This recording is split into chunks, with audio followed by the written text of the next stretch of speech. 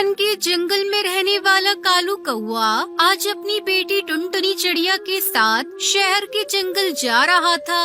तभी वो अपनी पत्नी टूनी चिड़िया से कहता है, टूनी, तू इतना चिंता क्यों करती है? चिंता मत कर, मैं और टुनटुनी शहर के जंगल जा रहे हैं। वहीं कोई काम धंधा करूँगा और तुझे पैसे भेजूंगा। टुनटुनी चिड़िया मेरे साथ रहेगी तो मुझे रोटी पानी की चिंता नहीं होगी। इसे रोटी बनाना अच्छी तरह से आता है, तो बिल्कुल भी हम दोनों की चिंता मत करना। मैं इसका दाखिला भी शहर के जंगल में किसी स्कूल में करा दूंगा। मेरी बिटिया पढ़ लिख कर अफसर बनेगी। आगे देखने से पहले आपको सिर्फ एक छोटा सा कांटा चुभ जाए तो दर्द होने लगता है, पर वो एक बाप ही है जो रोजाना अंगारों पर चलकर आपके लिए 2 वक्त की रोटी का इंतजाम करता है। तो उस प्यारे से पापा के लिए एक लाइक और सब्सक्राइब जरूर कर देना। साथ ही अपने प्यारे से पापा के लिए ये वाला इमोजी जरूर सेंड। ठीक है जी, अपना और टुनटुनी चिड़िया का ध्यान रखना। मैं चिट्ठी भेजती रहूंगी और आप भी चिट्ठी भेजते रहना। दोनों बाप बेटी शहर के जंगल आ जाते हैं। पापा पापा भूख लगी है, वो देखो ना, सामने हलवाई की दुकान है। चलो पहले कुछ खा लेते हैं, मुझसे भूख बर्दाश्त नहीं हो रही है। पापा चलो ना। कालू को उस हलवाई बंटी कबूतर की दुकान पर जाता है। अरे 2 प्लेट कचौड़ी और जलेबी देना, मेरी बेटी को बहुत जोरों की भूख लगी है। भाई, शक्ल से तो तुम देहाती पक्षी मालूम पड़ते हो। लगता है शहर के जंगल में नए नए आए हो। पैसे तो है ना तुम्हारे पास? हाँ है ना पैसे मेरे पास, ये देखिए। अरे मेरी पोटली कहाँ गई? अरे ये क्या हो गया? लगता है किसी ने मेरी पोटली चुरा ली। भैया, ये शहर का जंगल है, यहाँ तो हर जगह पर चोर उचक्के पक्षी उड़ते फिरते हैं। तुम्हें अपना पैसा संभाल कर रखना चाहिए था। लेकिन बापू, अब तो बहुत तेज भूख लगी है, अब हम क्या खाएंगे? यही तो मैं भी सोच रहा हूँ बेटी, क्या करूँ? बंटी भैया से पूछता हूँ, अगर वो मुझे उधार जलेबी कचौड़ी दे दे। बंटी भैया, क्या आप उधार में मुझे जलेबी और कचौड़ी खिला दोगे? काम करके आपके पैसे चुका दूंगा। मेरी बेटी को बहुत भूख लगी है, मैं तो भूखा रह लूंगा, पर अपनी बिटिया को भूखा कैसे रखूं? शक्ल से तो तुम बड़े सीधे दिखाई देते हो। तुम मेरी दुकान पर काम करोगे, अच्छी तनख्वाह दूंगा। मुझे एक नौकर की जरूरत है, क्या कहते हो? काम करोगे मेरी दुकान पर?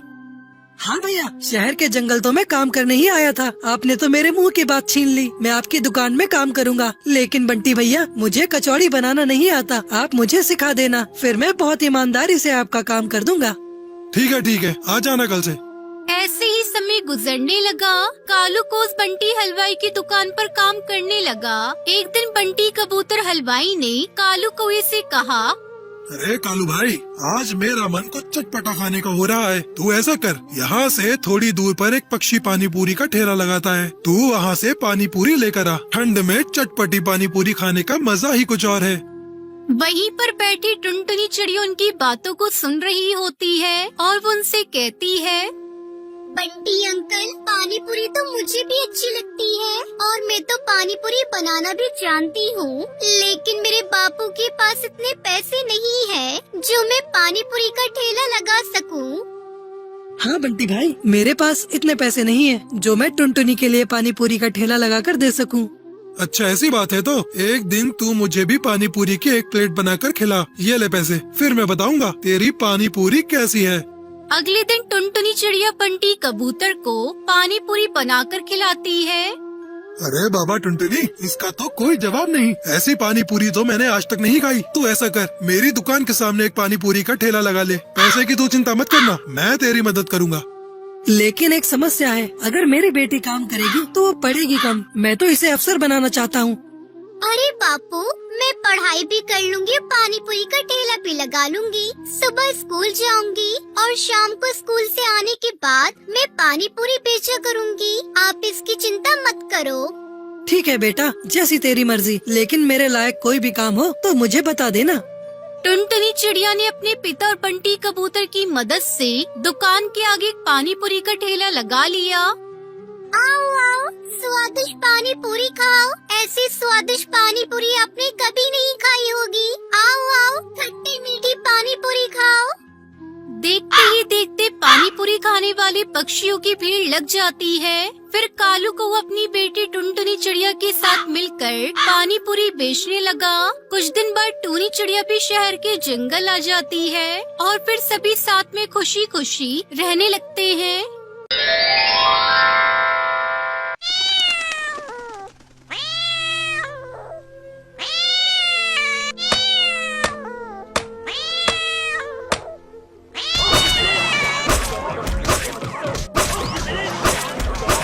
चमनपुर गांव में एक छोटा सा जंगल था। उस जंगल में टुनटुनी चिड़िया अपनी सास सुंदरी कौवी के साथ रहती थी। उसका पति एक दिन जंगल में लकड़ियां लेने गया था, तभी एक बिल्ली ने उसे अपना शिकार बना लिया।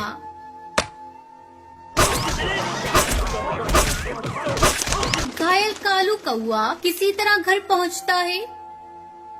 माँ, टुनटुनी, कहाँ हो? जल्दी बाहर आओ।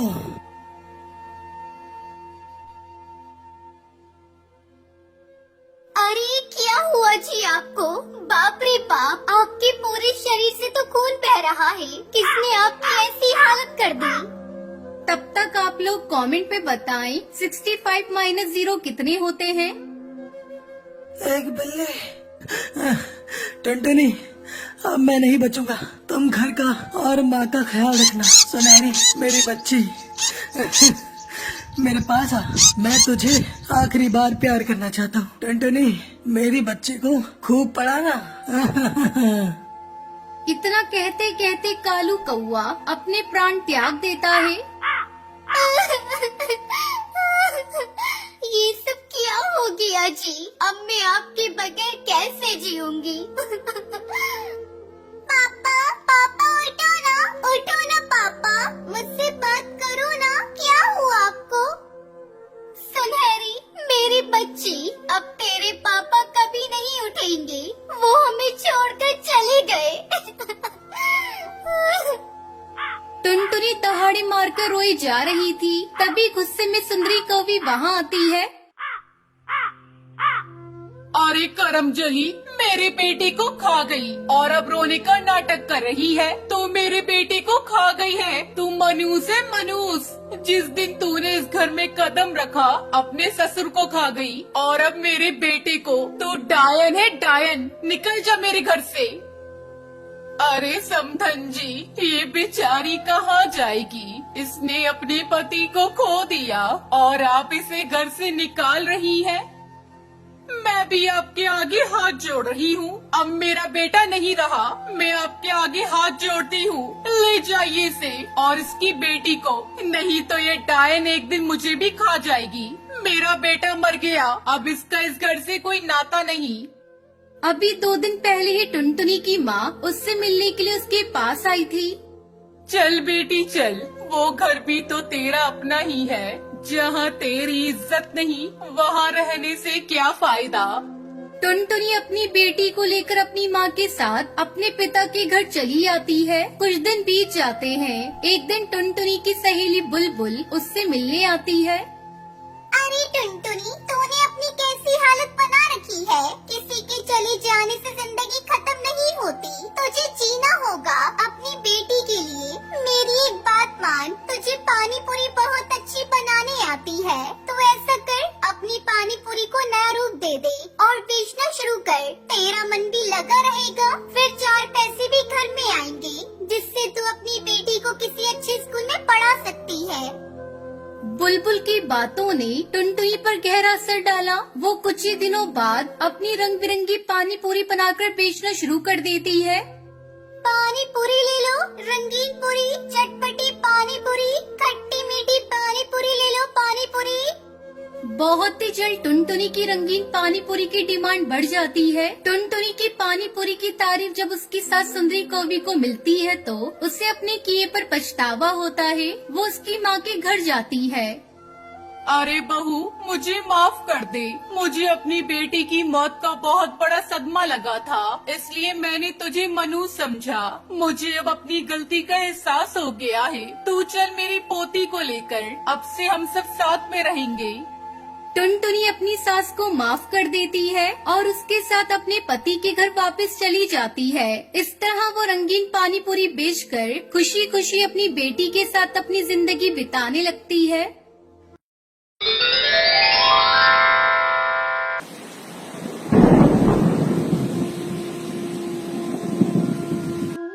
केरला के जंगल में टुनटुनी चिड़िया अपने पति बंटी कबूतर और बेटी पिंकी और एक बेटे गोलू के साथ जंगल में रहती थी। टुनटुनी चिड़िया बंटी कबूतर खेती करके अपना गुजारा करते थे।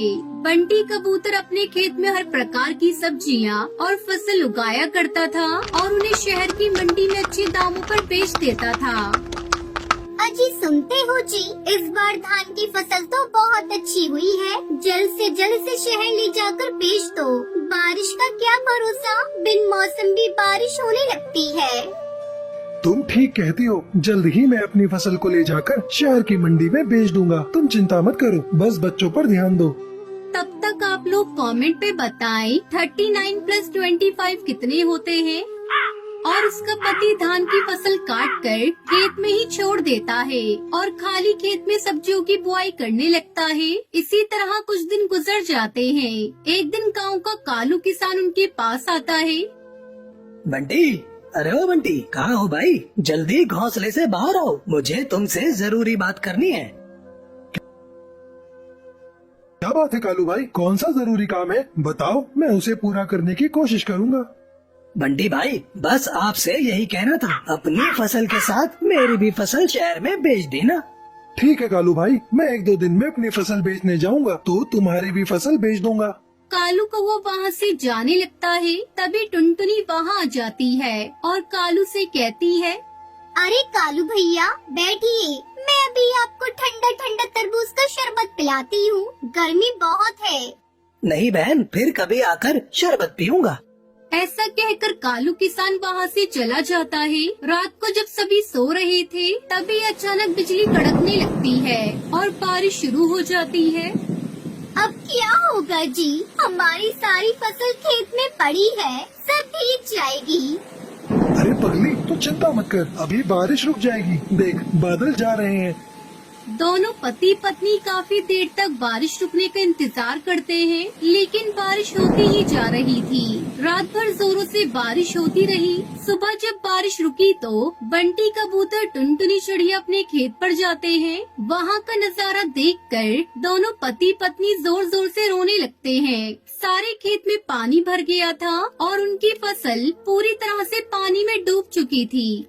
हे भगवान, ये तूने क्या कर डाला? सारी फसल बर्बाद हो गई। पता नहीं हमारी फसल को किसकी नजर लग गई।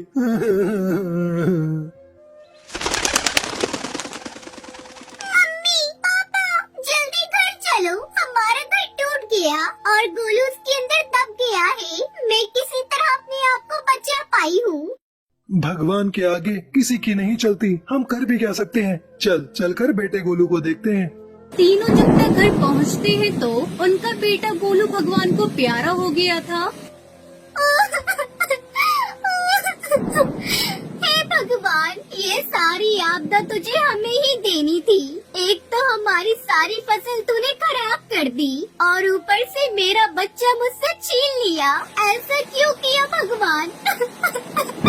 मेरा बेटा गोलू। बंटी कबूतर टुनटुनी को चुप कराता है और वही पत्थर के किनारे कुछ लकड़ियां जलाकर आग जलाता है और कुछ दिन बारिश के मौसम में वही गुजारते हैं। फिर कुछ दिनों में जंगल का पानी उतर जाता है। टुनटुनी चिड़िया अपनी कलेजी पे पत्थर रखकर फिर से अपना नया घोंसला एक डाल पर बनाती है और अपने बेटे के गम को भूलकर किसी तरह अपने परिवार के साथ रहने की कोशिश करने लगती है।